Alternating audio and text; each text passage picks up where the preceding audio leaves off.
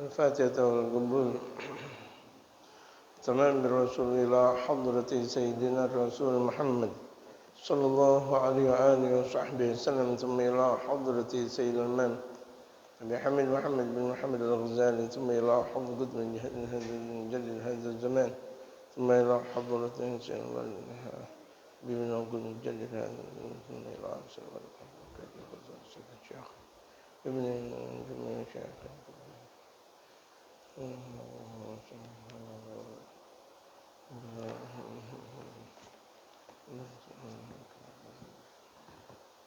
ومن بعد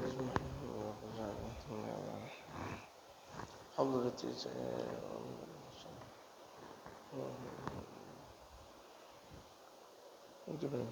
في الدين جميعا بين معاتنا وأزواجنا وذرياتنا أحبابنا أجمعين يا الله يا الله.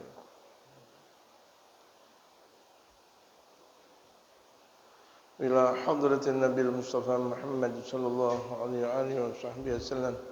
الفاتحة.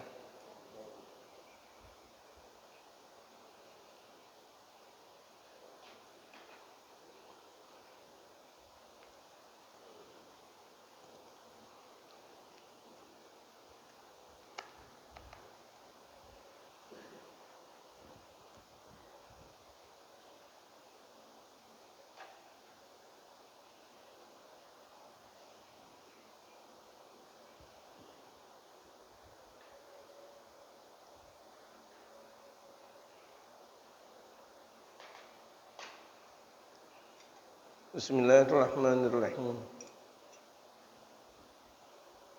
Alhamdulillahi rabbil alamin. Wassalatu wassalamu ala asyrafil anbiya'i wal mursalin wa ala alihi wa sahbihi ajma'in, amma ba'du. Wa qad qala al-mu'allifu rahimahullah ta'ala wa adama an-naf'a bihi wa bi'ulumihi fid darain amin. وقال رسول الله صلى الله عليه وسلم يطبع المؤمن على كل خلق ليس الخيانة والكذب. وقال رسول الله صلى الله عليه وسلم لا تزال أمتي بخير ما لم تر الأمانة مغنما والصدقة مغرما. وقال صلى الله عليه وسلم أدي الأمانة إلى من ائتمنك ولا تخن من خانك. وفي صحيحين عن أبي هريرة رضي الله عنه أن رسول الله صلى الله عليه وسلم قال آية المنافق ثلاث إذا حدث كذب وإذا وعد أخلف وإذا أؤتمن خان.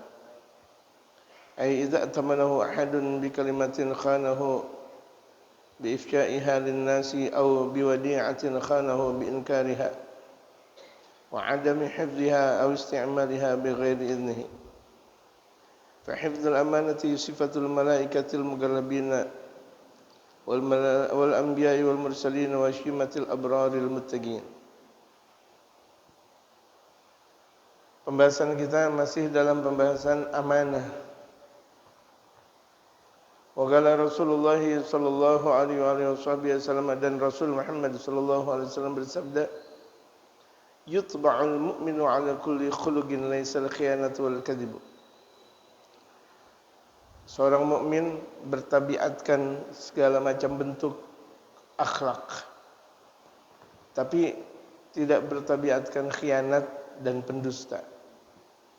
Jadi kalau misalnya ada seorang mukmin khianat, bukan mukmin dia. Mukmin pendusta berarti bukan mukmin dia. Karena fitrahnya seorang mukmin itu tidak pernah khianat. Fitrahnya seorang mukmin itu tidak pernah dusta. Jadi dia setia, namanya kebalikan dari khianat itu setia. Menjalankan al-wafa bi'ahdillah, menjalankan secara sempurna akan janji-janji Allah Subhanahu wa taala. Dia pernah berjanji di hadapan Allah, dia pernah berjanji di pernikahan, dia pernah janji di anggota DPR, dewan dan sebagainya. Kalau dia khianat, bukan mukmin dia. Kalau dia pendusta, bukan mukmin dia. Wa qala Rasulullah sallallahu alaihi wa alihi wasallam, Rasul Muhammad sallallahu alaihi wasallam bersabda, la tazal ummati bi khairin, umatku selalu dalam keadaan kebaikan. Jadi umatnya baginda Rasulullah selalu baik. Kalau khair itu datang dari Allah. Terkadang kalau al-ma'ruf itu kebaikan, tapi dilihat dari konteks masyarakat yang ada. Jadi beda antara khair dan ma'ruf. Wal takum minkum ummatun yad'una ilal khairi, itu. Wa ya'muruna bil ma'rufi wa yanhauna 'anil munkar. Itu penjelasan yang lengkap, yang panjang lebar antara khair dengan ma'ruf. Di sini ditegaskan oleh Rasulullah, la tazalu ummati bi khairin, umatku selalu dalam keadaan baik. Malam taral amanata maghnaman, selagi umatku tidak melihat amanat itu adalah harta rampasan perang. Selagi umatku tidak melihat amanat itu adalah hadiah, kesenangan dunia. Kalau misalnya dia jalankan amanah karena memang datang dari Allah, beruntung umat Rasulullah. Tapi kalau dilihat amanat, dilihat dari untung rugi. Ini ada untung enggak kalau saya dapetin amanat kayak gini? Amanat seperti ini, mana untungnya, mana ruginya? Dia pilih-pilih, rupa-rupanya banyak untungnya yang dia jalankan. Kalau kira-kira dia lihat, capek yang ada, untung tidak pernah ada, dia tinggalkan. Wasadaqata maghraman, selagi umatku tidak melihat sedekah itu adalah hal-hal hutang piutang. Sedekah dari hutang. Kalau sedekah ya dari duit mutlak yang bukan harta hutangan, bukan harta di mana dia harus bayar hutang. Makanya didahulukan zakat ketimbang sedekah. Karena zakat hukumnya wajib. Hutang dia dengan Allah Subhanahu wa taala. Dahulukan bayar hutang daripada dia menjalankan sedekah. Aneh-aneh aja. Ada orang utangnya banyak tapi mau berangkat umrah. Bayar utang dulu. Aneh-aneh aja orang yang hutangnya di sana dan sini tapi dia bersedekah. Enggak sah sedekahnya. Ya, enggak sah sedekahnya sebelum dia bayar hutang. Bayar hutang wajib. Sementara sedekah sunnah. Qaddimil wajibi 'ala sunnah, dahulukan yang wajib ketimbang yang sunnah. Wa qala sallallahu alaihi wasallam, Nabi sallallahu alaihi wasallam bersabda, Addil amanata ila man itamanaka wa la takhun man khanaka. Berikan amanah buat orang yang menjalankan amanat engkau. Ini kira-kira ada orang bisa gak jalanin amanat kita? Kasih amanat. Tapi kalau misalnya gelagatnya dia nggak bisa menjalankan amanat, jangan. Ngasih amanat duit. Ya, ngasih amanat duit. Tolong dah kasih. Tapi gelagatnya udah nggak benar. Waduh, repot dah. Atau ngasih amanat ucapan. Padahal sih kita nggak ngomong banyak. Kalau tahu-tahu dia yang dikasih amanat ngomongnya berkelebihan. Akhirnya di sana dan di sini timbul perpecahan, fitnah, timbul kerusakan, timbul hal-hal yang tidak diinginkan. Kenapa? Dikasih amanat ucapan 1, ngasih 2, 3, 4. Dikasih amanat uang 5, toto yang sampai 4. Demikian kondisi masyarakat yang ada. Dikasih amanat duit malah berkurang. Dikasih amanat ungkapan malah bertambah. Jadi jangan biasa-biasain banget kalau kita yang diberikan amanat nambah-nambah ucapan. Ente dapat amanat, ente dapat salam dari fulan bin fulan. Padahal fulan bin fulan enggak pernah nitip salam.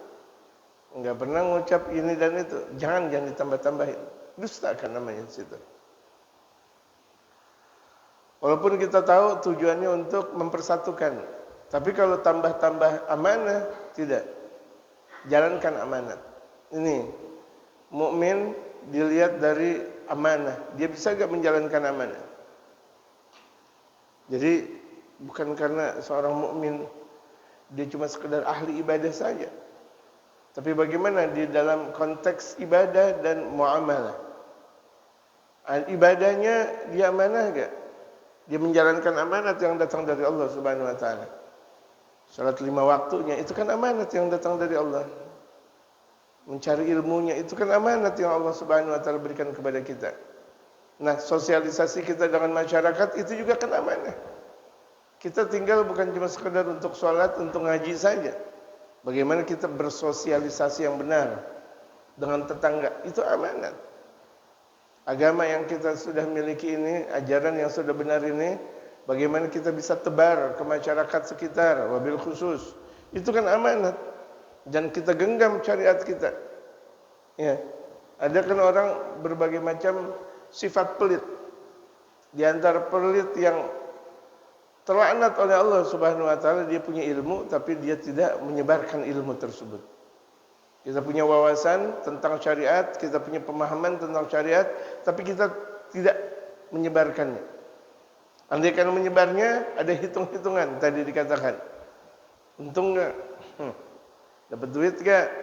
Gitu. Dapat jabatan enggak? Kalau enggak gitu.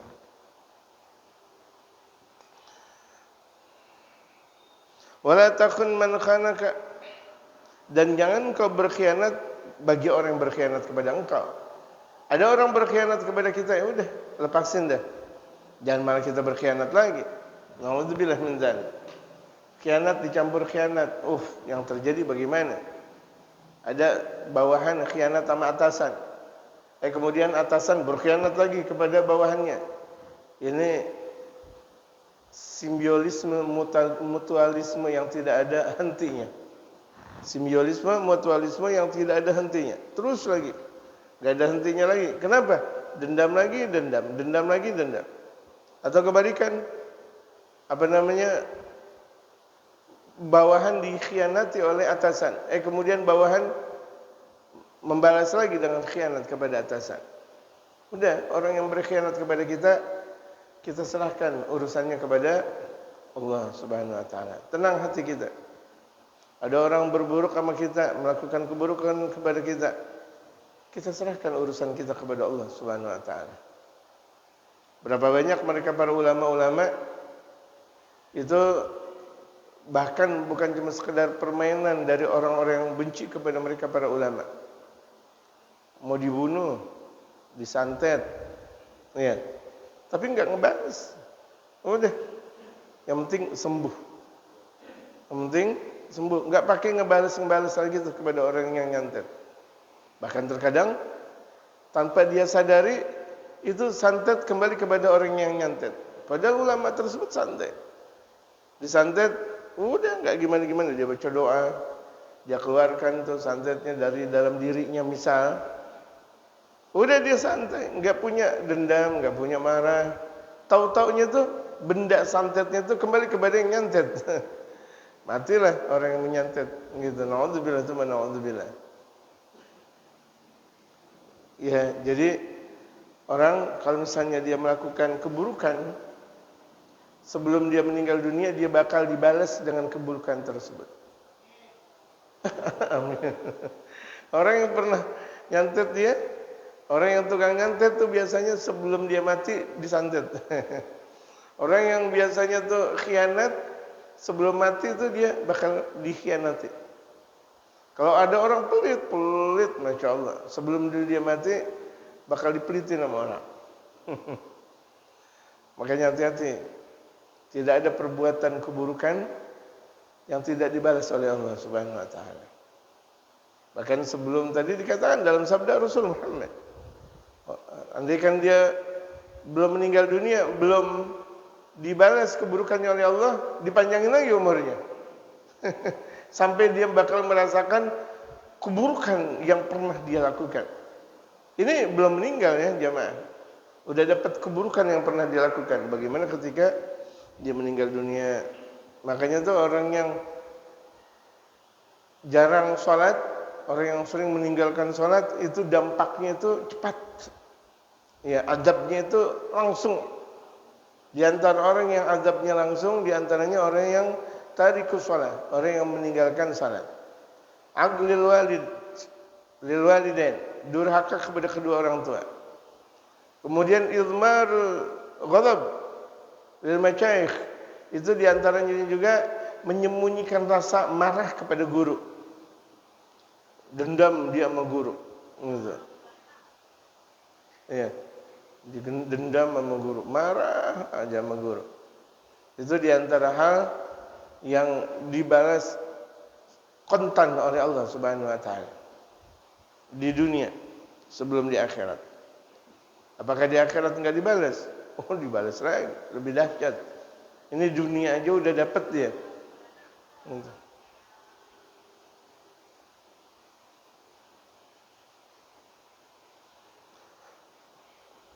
Wa fi sahihain an Abi Hurairah radhiyallahu anhu. Dalam kitab Sahihain. Kalau kita belajar hadis berarti Sahihain dua sahih Sayyidina Imam Bukhari dan Imam Muslim, itu terkenal. Jadi kalau udah dibilang Imam Bukhari dan Imam Muslim, selayaknya orang enggak perlu bertanya lagi tentang kualitas hadis tersebut. Cukup kalau udah dikatakan oleh Imam Bukhari dan Imam Muslim, hadis tersebut dijadikan landasan hukum. An Abi Hurairah radhiyallahu anhu, dari Sayyidina Abu Hurairah. Di antara sahabat yang paling banyak meriwayatkan hadis, Sayyidina Abu Hurairah. Sayyidina Abu Hurairah berjumpa dengan Rasulullah enggak lama. Cuma dengan tidak lamanya itu beliau selalu berdekatan dengan Rasulullah. Di mana Rasulullah berada, Sayyidina Abu Hurairah berada.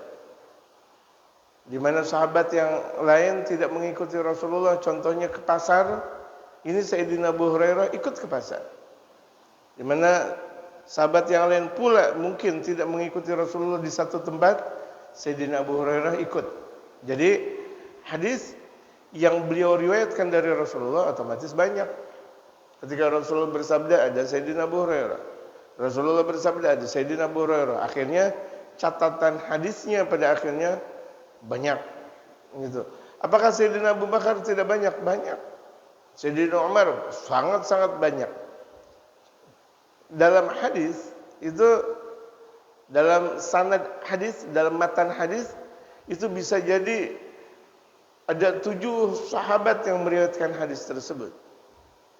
Ada 7 sahabat. Kemudian ketika ditulis hanya Sayyidina Abu Hurairah. Yang lain mana? Yang lain udah dianggap. Jadi ini hadis yang diriwayatkan oleh Imam Abu Hurairah bisa jadi juga diriwayatkan oleh para sahabat-sahabat yang lain. Ya, para sahabat-sahabat yang lain. Tapi untuk meringkas itu semuanya, mereka para periwayat hadis udah mencukupkan mana di antara periwayat hadis yang langsung berjumpa dengan Rasulullah yang paling banyak. Ya udah, kalau imam ada di situ Imam Abu Hurairah, udah Imam Abu Hurairah. Yang lainnya dianggap ikut walaupun tidak ditulis. Jadi jangan dianggap bahwa dalam satu hadis periwayatnya 1 atau 2, banyak. Periwayat-periwayat hadis yang dalam satu hadis itu banyak. Seperti hadis ini, an Abi Hurairah radhiyallahu anhu, dari Sayyidina Abu Hurairah, yang Allah ridha kepada beliau, anna Rasulullah sallallahu alaihi wasallam mengatakan bahwa Rasul Muhammad sallallahu alaihi wasallam bersabda, ayatul munafiqi thalathan, tandanya orang munafik 3. Kalau kita mau mengenal orang munafik, lihat aja 3. Nih, itu munafik tulen. 3 yang ada ini munafik tulen. Bisa jadi 1 di antara 3, atau bisa jadi 2 di antara 3, atau bahkan 3-3-nya dia mempunyai sifat itu. Jadi kalau misalnya di antara 3 dia mempunyai 1, munafik udah. Ya, di antara 3 ini dia mempunyai 1 sifat, munafik dia. idza haddatsa kadzdzaba. Jika dia berbicara dusta. Kalau dia ngomong bohong, enggak ada enak-enaknya tuh dia. Ya, makanya tidak layak pendusta itu dijadikan pemimpin. Kalau misalnya seorang pendusta dijadikan pemimpin, oh dia ngebohongin masyarakat melulu. Tidak bakal pernah benar dalam satu pendidikan kalau misalnya di situ yang dididik dusta. Makanya ajarkan anak keturunan kita sedini mungkin jangan sampai dusta, jangan sampai bohong. Nah, jangan bohong nak, gitu. Nah, jangan bohong nak. Bapak tahu nih, kamu bohong ya, gitu. Oh iya Pak, enggak boleh, hati-hati, enggak boleh. Kasih tahu sedini mungkin. Jangan biarkan kebohongan ada di dalam rumah tangga kita. Jangan biarkan itu semuanya. Kalau kita sayang dengan keluarga kita, perlu kita pertahankan. Ngomong, nah, jangan dusta. Cuk, jangan dusta. Ponakan jangan dusta, atau istri jangan dusta. Ini Bapak tahu sesungguhnya gitu. Soalnya orang kalau udah mulai berdusta, ini bisa jadi anak tangga 2, 3, 4, 5 dan bahkan menjadi pendusta. Kalau udah sekali bohong aja, sekali dusta aja, bakal berketerusan. Ini diantara penyakit hati yang kalau misalnya diamalkan satu, melahirkan 10, 20, 30, 40. Itu hati-hati nih. Makanya kalau ada seorang pendusta, dia pendusta hatta yakuna kadzaban, sampai dia menjadi seorang pendusta. Serem sekali. Ya kawal kadziba. Hati-hati engkau dari dusta. Itu dalam sabda Rasulullah Muhammad. La yazalur rajul yakdzibu. Seseorang kalau selalu pendusta, dia selalu dusta hatta yakuna kadzaban. Sampai pada akhirnya dia menjadi seorang pendusta, ahli dusta. Masalah yang kecil juga kita ajarkan kepada keluarga, kepada jamaah, jangan dusta. Masalah enggak punya duit, jangan dusta. Bilang aja, ada ya ada, enggak ya enggak. Ya, punya duit enggak. Padahal mah dia punya duit. Takut dipinjam duitnya. Jujur aja, jujur. Gitu. La yazalur rajul yasduqu hatta yakuna siddiqa. Alaika bisidqi, dalam sabda Rasulullah, rutinitaskan untuk jujur. Maka seseorang kalau dia selalu jujur, hatta yakuna indallahi siddiqa, sampai dia di sisi Allah disebut dengan seorang yang jujur.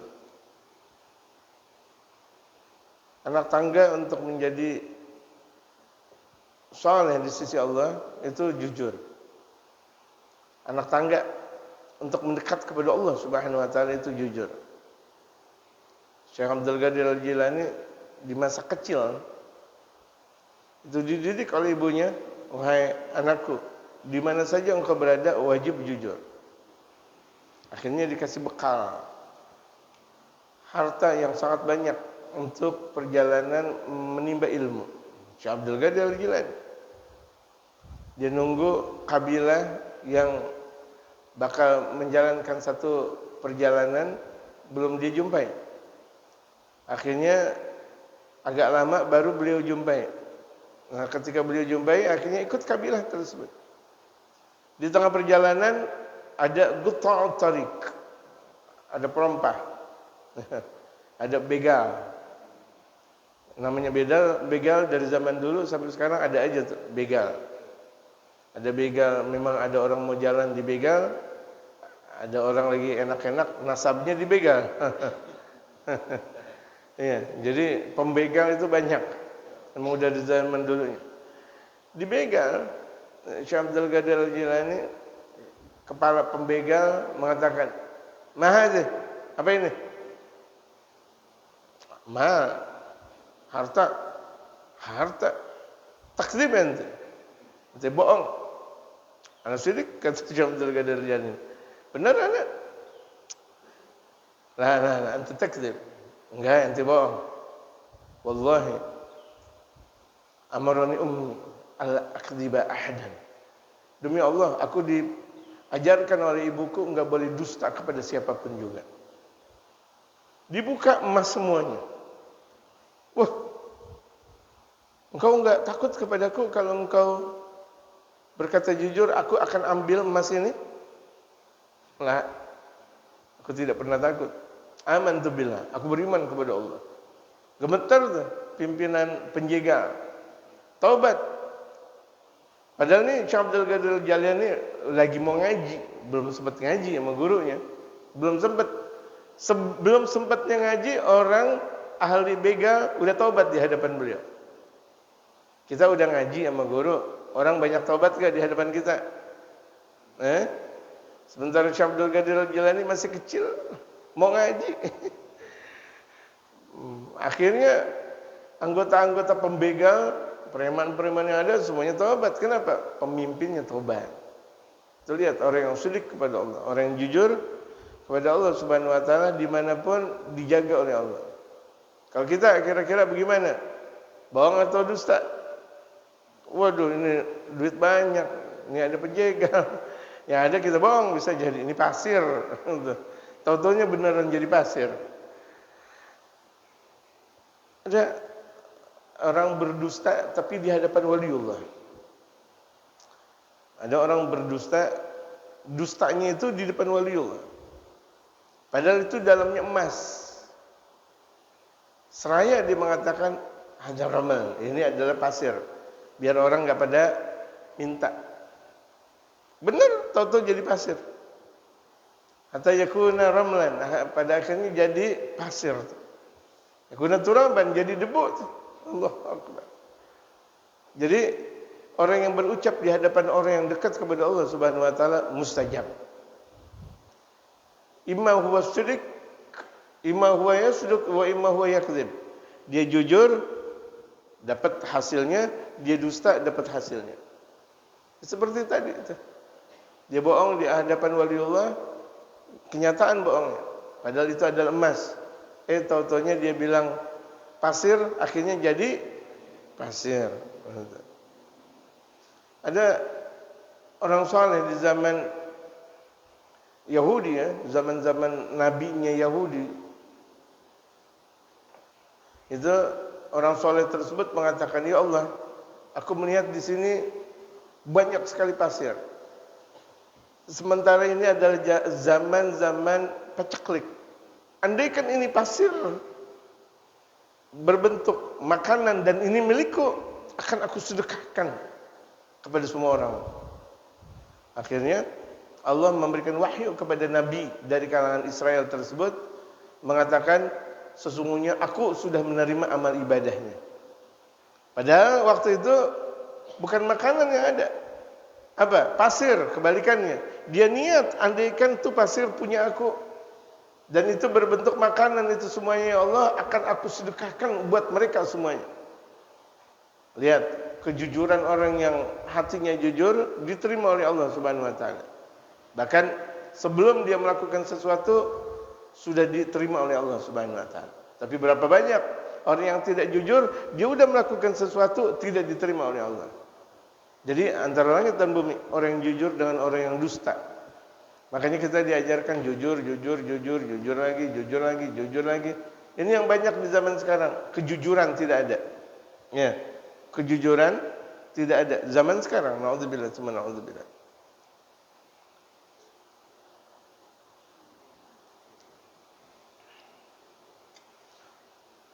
Wa idza wa'ada akhlafa, jika dia berjanji dia ingkar. Munafik tu. Pokoknya saya datang. Baru-baru datang. Bohongnya luar biasa. Janjinya sih luar biasa. Pokoknya nih, kalau saya punya duit, semua jemaah ikut saya berangkat haji. Waduh, berapa miliar? Ya Allah. Janji sih boleh jadi manis, tapi giliran udah dapat lupa. Makanya ada dalam syariatul Islam nadar. Biasanya orang kalau mau menghasilkan sesuatu dianjurkan nazar. Ini dalam sabda Rasulullah. Tapi kalau udah dia dapat, jangan lupa nazar. Ini banyak-banyak. Berapa banyak orang naik turun lagi, udah naik lagi turun lagi. Kenapa? Bisa jadi sebelum dia naik dia nazar, udah giliran naik lupa dia. Biasanya kan orang kalau udah kaya dikit lupa, gitu. Kaya dikit, kalau udah hasil lupa, gitu. Padahal udah dianjurkan oleh baginda Rasulullah biar cepat hasil. Ya, biar cepat hasil. Mendawamkan 41 Yasin misalnya. Setiap waktu. Hasil ulamanya dilupain. Yang ngasih ijazah dilupain. Ini karya saya. Saya rajin baca Yasin setiap waktu dimanapun saya berada 41 kali. Hasil lupa. Ini wa idza wa'ada akhlaf. Jika dia berjanji dia ingkar. Wa idza tumina khana, jika diberikan amanat khianat. Banyak sekali orang kalau udah dapat amanat satu khianat. Bahkan terkadang satu pekerjaan belum selesai dia mau menjadi yang lain lagi. Udah jadi ketua ini, mau jadi ketua itu lagi, mau jadi ketua lagi, mau jadi ketua banyak. Kalau ada pencalonan, kalau perlu dia ketua. Ketua, semuanya ketua, sampai pada akhirnya kebingungan dia untuk menjalankannya. Jelas? Di sini ketua, di sana ketua, di sini ketua, apa yang dijalankan? Yang seharusnya kita aufu bil uhudi, penuhi janji-janji yang ada. Gitu. Ini ada orang udah jadi direktur ini, direktur itu, direktur, pimpinan ini, pimpinan itu banyak sekali. Itu semuanya bukan untuk kebanggaan. Tapi bagaimana dia bisa menjalankan amanat? Satu, tapi dia benar menjalankan, itu namanya al-imamul adil, seorang imam yang adil. Satu dia jalankan. Jadilah dia seorang al-imamul adil. Dan imam adil adalah orang yang pertama masuk surga tanpa hisab. Yadkhulunal jannata bighairi hisab. Di antara orang yang pertama masuk surga tanpa hisab itu adalah al-imamul adil. Ini makin zaman kekinian makin orang demen banget untuk menjanjikan sesuatu. Pokoknya kalau misalnya saya jadi pemimpin, kalau saya jadi. Kemudian betul Allah takdirkan dia jadi pemimpin. Ingat janji-janji. Tulis tuh janji. Kalau Sayyidina Umar bin Khattab ngutang aja, beliau tulis di bawah wisadahnya beliau, di bawah bantalnya beliau itu jumlah hutang yang beliau miliki. Ini Amirul Mukminin. Sayyidina Umar, presidennya kaum muslimin, khalifah Sayyidina Abu Bakar As-Siddiq, Sayyidina Umar, utangnya ada. Utangnya ada. Saking beliau enggak mau ngambil kas negara untuk beli lauk, ibarat untuk makanan pokoknya ada, gandum ada. Tapi kan perlu lauk. Ibarat kalau kita misalnya nasi ada, masa nasi doang? Ini hari enggak senggangannya ada ikan asin, sambal. Sayyidina Umar tuh datang ke ke padang pasir. Di padang pasir, tengah-tengah padang pasir itu ada sumur. Akhirnya beliau menyerupai sebagai seorang amil, seorang pekerja gali sumur. Padahal beliau seorang khalifah. Orang datang situ minta bantuan, ambilin air dong. Dia ambilin sama Sayyidina Umar. Kemudian dikasih, kemudian ada orang ngasih ucapan terima kasih, ngasih duit. Duit udah kira-kira udah cukup, beli lauk. Ini Sayyidina Umar beli lauk dari hasil tangannya sendiri, padahal beliau ketika itu sudah menjabat sebagai seorang khalifah, presidennya kaum muslimin. Beli lauk enggak mau ngambil dari kas negara. Dari mana? Dari tangan beliau. Sayyidina Umar bin Khattab. Makanya wajar cucu dari anak perempuannya beliau, Sayyidina Umar bin Abdul Aziz, itu beliau menjabat khalifah 2 tahun, tetapi ketika itu dunia adil. Sampai bahkan dikatakan tidak ada anjing atau tidak ada yang anjing yang ada di padang pasir, apa namanya? Anjing yang ada di padang pasir. Serigala tidak berantem dengan yang lainnya. Binatang-binatang lain tidak berantem. Kalau kan kita lihat ini terkadang berantem. Coba kita lihat flora dan fauna. Ya kan? Itu binatang ini berantem, binatang itu berantem, binatang ini berantem, binatang itu berantem. Tapi di zaman Sayyidina Imam Umar bin Abdul Aziz, dunia ketika itu tenang, tidak ada perdebatan apapun. Andaikan rumah semuanya dibuka, enggak ada maling. Saking apa? Saking imam adil. Jadi kalau imam adil itu berdampak ke seluruh masyarakat yang ada. Imam adil berdampak kepada seluruh masyarakat yang ada. Ya Allah. Jadi pentingnya tuh mempunyai imam yang adil, pemimpin yang adil, arif bijaksana. Mudah-mudahan Allah berikan kepada kita seluruhnya pemimpin-pemimpin yang adil. Ai idza tamanahu ahadun bi kalimatin khanahu bi ifshahiha lin-nasi. Jika dia diamanahi oleh seseorang, dia buka. Dia berkhianat dengan menyebarkannya. Kita udah bilang, ini rahasia ya. Rahasia. Tolong jangan diomongin. Diomongin. Allah. Khianat. Dibilang ini rahasia, diomongin. Kan kita juga ngasih rahasia kepada orang-orang khusus. Enggak mungkin kita kasih rahasia kepada sembarang orang. Tidak. Tolong ya Bang Haji ya, ini rahasia banget. Diomongin, udah hancur berantakan. Kenapa banyak tuh hal-hal seseorang yang tadinya sukses bisa jatuh, di antaranya ini dia. Dia punya rahasia terungkap. Makanya jangan gampang banget ngobrol rahasia kepada orang lain. Ingat nih, dalam ajaran syariatul Islam jangan gampang banget naruh rahasia kepada orang lain. Kalau pada guru, guru memang penutup rahasia. Justru malah dengan berkahnya kita ngadu kepada guru, Allah jadikan rahasia keagungan Allah Subhanahu wa taala. Tapi kalau misalnya kepada teman, apalagi curhat sama teman, hati-hati. Ini perempuan-perempuan gampang banget curhat sama laki-laki, misal. Hati-hati banget. Atau laki-laki gampang banget curhat sama temennya. Kalau perlu di HP curhatan dia. Sakit perut, lapar. Kan dia udah curhat kalau begitu jadi. Ini hari gak enak banget, gak punya duit. Itu kan dia curhat. Dibuka sama orang. Tuh dia lagi gak punya duit tuh. Gitu. Tuh dia lagi ngapa tuh? Kenapa sih nggak pernah kita curhat sama Allah?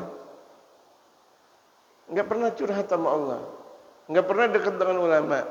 Tahu-taunya curhatan kepada masyarakat massal kayak begitu. Ya, kawinan massal boleh.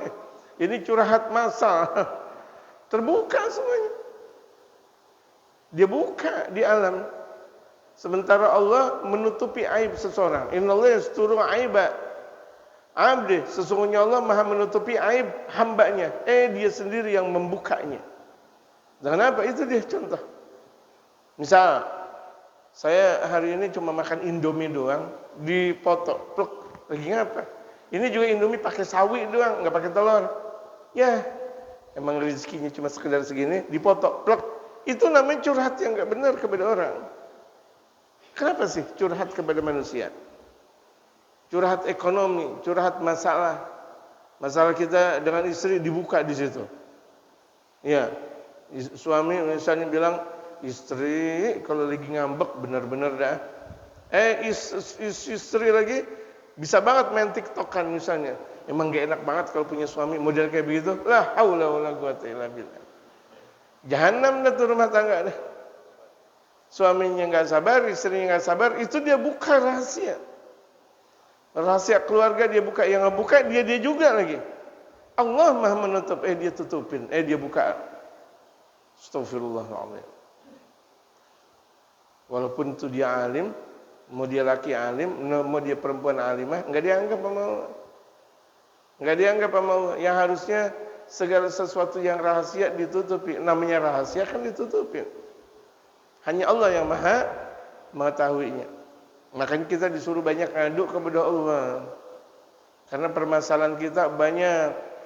Rahasia kita banyak. Biarkan hanya Allah yang maha mengetahui. Kalau Allah yang maha mengetahui dan kita ngadu kepada Allah, Allah yang maha merubah tuh. Ya muhawwilul hawli wal ahwal hawil halana ila ahsani hal. Ketika kita ngadu kepada Allah, Allah yang maha merubah. Tapi kalau kita ngadu kepada orang, tepuk tangan dia. Setiap hari dia makan Indomie doang. Orang sih kalau kita dalam keadaan miskin tepuk tangan. Betul enggak? Kalau kita dalam keadaan kaya, belum tentu dia tepuk tangan. Malah bisa jadi, dukunnya manjur. Kita kaya dibilang dukun manjur, kita miskin ditepuk tanganin. Enggak ada benarnya memang hukum masyarakat. Kalau kita masih berpijak kepada hukum masyarakat yang ada, runtuh kita. Ada hukumnya Allah, hukum baginda Rasul Muhammad sallallahu alaihi wasallam. Au biwadi'atil khana, atau titipan tapi dia khianat. Abdul Aziz, tolong kasih kepada Syato misal. Abdul Aziz sih bisa ngasih anaknya. Walaupun sampai ke Syato tetap enggak boleh. Ini amanatnya adalah tolongnya Abdul Aziz, tolong. Ini kepada beliau. Walaupun ketika itu beliau sakit dan sebagainya, dipindahkan kepadanya anaknya, walaupun itu adalah sampai, tetap tidak amanat. Kalau mau berubah, bilang dulu ke saya, ini mohon maaf, amanatnya saya sampaikan ke anak, boleh nggak? Gitu. Saya bilang boleh. Ketika saya bilang boleh, berarti boleh tuh. Tapi kalau tidak nih, kebanyakan nih orang nih, dikasih amanat buat dia, kemudian disampaikan kepada yang lain. Undangan misalnya, undangan ada 100. Waduh, banyak banget. 100. Udah dah, sini saya. Nanti mau duit gak nih? Saya kasih. Itu kan amanat buat dia ngasih kepada orang dengan tangannya dia. Seseorang tuh percaya kepada dia untuk dia jalankan tugas itu.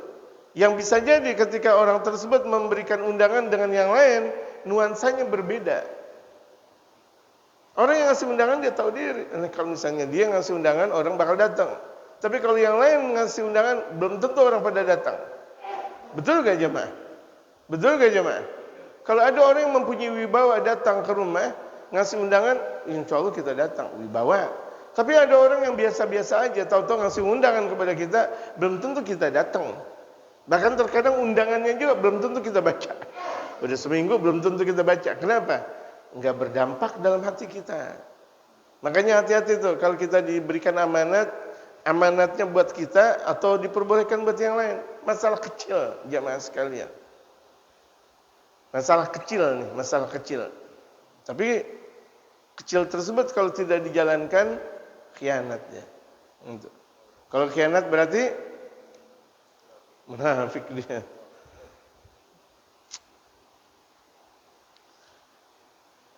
Au biwadi'atin khanahu biinkariha, atau dia dititipi amanat, dititipi titipan, kemudian dia berkhianat dengan mengingkarinya. Enggak, saya enggak dikasih titipan, astagfirullah, bohong banget. Dikasih titipan emas, dikasih titipan duit, dia bilang enggak. Memang tidak ada bukti. Tapi kan astagfirullah, merusak tatanan masyarakat. Wa adami hifziha, dan ketiadaan menjaga. Kita diamanatin sepeda orang. Sepeda orang hujan kehujanan, panas kepanasan, biarin begitu aja. Jangan dong. Kan kita dikasih amanat sepeda. Kalau lagi hujan atau malam, bawa tuh sepeda ke dalam. Sebagaimana layaknya. Biarin cuma sepeda ini. Biarin cuma sepeda ini. Akhirnya sebulan tuh ditaruh di luar, sepedanya rusak. Enggak amanat tuh namanya. Kita diamanatin motor, ini motor ya. Kalau udah diamanatin motor ya udah, jangan dipakai tuh motor orang. Kecuali kalau orang bilang, ini anak amanatin motor, kalau ente mau pakai deh. Boleh nanti kita pakai kalau itu hajat. Tapi kalau misalnya orang yang punya motor cuma bilang amanat doang, kita pakai nggak boleh. Kita ke pasar pakai motor itu. Kita ke sana pakai motor itu, ke sini walaupun ngaji pakai motor itu enggak boleh, kan bukan punyanya. Hati-hati nih, amanat. Kelihatannya kan kecil. Ya, tapi kecil itu adalah bumbunya munafik.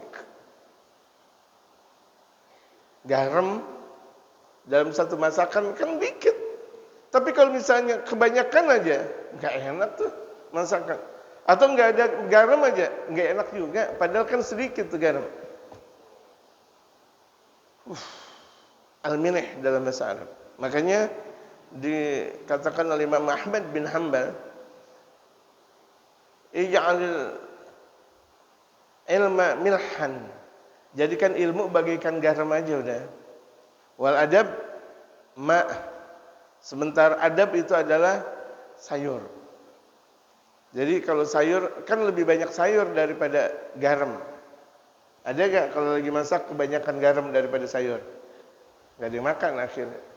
Jadi itu adab bagaikan sayur, garam bagaikan ilmu. Ilmu yang sedikit kalau disertakan dengan adab, nikmat, indah. Gitu. Jangan kebalikannya.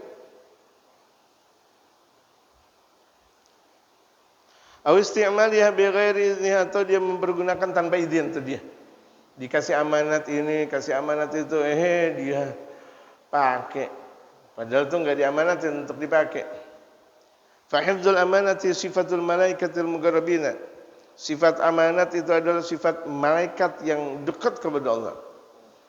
Jadi kalau kita mau mengikuti sifatnya malaikat, jaga amanat. Wal anbiya'i wal mursalina, sifatnya para nabi dan para rasul. Wa syimatil abraril muttaqin, dan sifatnya orang-orang yang baik yang bertakwa kepada Allah Subhanahu wa taala. Allahu a'lam. Ada pertanyaan?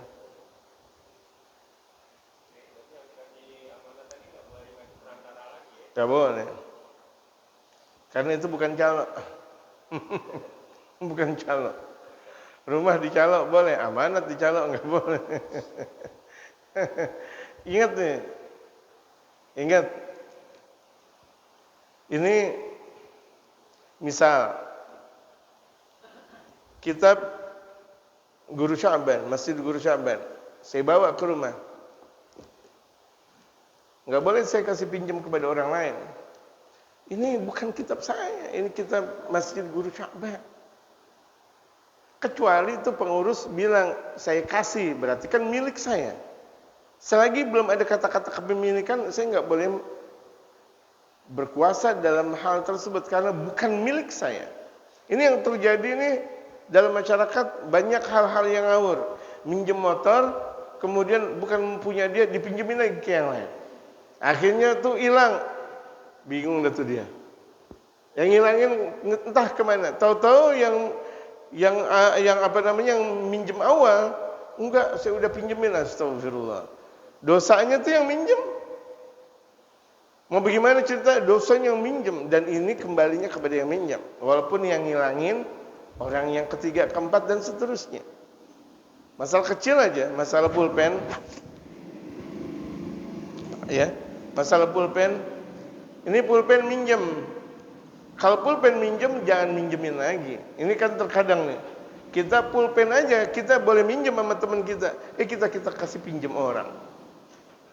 Gak boleh, dosa, haram. Kita diundang makan. Saya diundang makan sama Pak Kelly. Tahu-tahu saya bawa jamaah. Ya teman, jamaah. Enggak boleh begitu dong. Kan barangkali dia udah ngatur tuh duit. Kalau ngundang satu ya datang satu. jangan sampai itu KTP digadein, kan nggak enak juga. Ini kebanyakan orang udah diundang makan, dia ngundang orang, nggak boleh. Kan yang diundang dia. Atau mungkin dia di depan restoran ketemu orang, ayo makan. Ente juga diundang, nggak boleh begitu. Walaupun itu teman, jangan ajak masuk. Kan kenapa? Dia diundang, nggak enak dah. Ya Allah, kan itu teman akrab. Permasalahan bukan masalah teman akrab, ente diundang, bukan ngundang. Yang ngundang ente tahu berapa dana yang bakal dikeluarkan, betul nggak? Itu dia. Jadi Dalam tasawuf kita diajarkan syariat yang kental, karena tidak ada orang bisa menjalankan tasawuf tanpa syariat. Jangan mentang-mentang tuh dia tasawuf kemudian zikir, pengamalannya dusta, atau dia tidak amanah, atau janji selalu ingkar. Enggak. Agungnya tasawuf ketika dia menjalankan syariatul Islam. Orang yang sudah menjalankan syariat ditatar dia dan dihiasi dengan tasawuf sempurna. Itu maksudnya dalam kitab Mukasyafatul Ghulum. Gitu. Iya, kan namanya doang Abdul Wali. Oh, dia enggak boleh bawa istri. Kecuali Abdul Wali dan istri. Jangan bawa anak. Zidan dibawa. Jangan. Suami istri dua. Zidan kan aturan satu, bisa jadi dua bahkan ya. Jadi kalau udah dibilang suami istri, udah suami istri. Paham jemaah? Kalau misalnya satu ini dia bawa 5 sampai cucu-cucunya, jadi habis jam 2 siang udah habis tuh makanan. Paham nggak? Orang yang undang udah tahu bakal berapa datang. Nah, makanya kalau kita ngundang orang, kira-kira undangan ada 100, persiapan kita 300 atau 400. Demikian juga maulid. Kita undang kira-kira berapa? 200 orang, 300 orang. Ya berarti berkat siapin 600 orang. Karena bisa jadi dia bawa ini, dia bawa lagi, anak, istrinya, cucunya, dan sebagainya. Persiapan. Bisa paham? Tapi orang yang diundang enggak pakai masalah persiapan. Diundang 2 ya udah 2 yang datang. Diundang 3 yang datang. Bisa paham jemaah? Nah, ini kelihatan kan hal yang remeh. Tapi bisa berbentuk haram. Haram. Ditakdirkan untuk 2, dibawa 4. Dibawa 1 mobil. Ini oknum satu undangan. Kalau misalnya ada undangan 100, oknumnya 50, habis sebelum waktu selesai. Bisa paham jemaah? Alhamdulillah.